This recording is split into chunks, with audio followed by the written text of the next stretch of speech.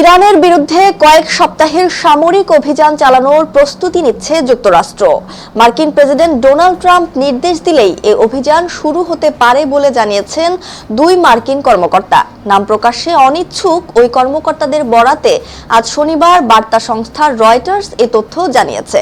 কর্মকর্তারা বলেন, নির্দেশ কার্যকর হলে দুই দেশের মধ্যে এ যাবৎকালের সবচেয়ে গুরুতর সংঘাত শুরু হতে পারে। একই সঙ্গে তেহরানের সঙ্গে পারমাণবিক কর্মসূচি নিয়ে চলমান কূটনৈতিক আলোচনার প্রেক্ষাপটে এ ধরনের সামরিক পরিকল্পনা খুবই ঝুঁকিপূর্ণ বলে মনে করেন তারা।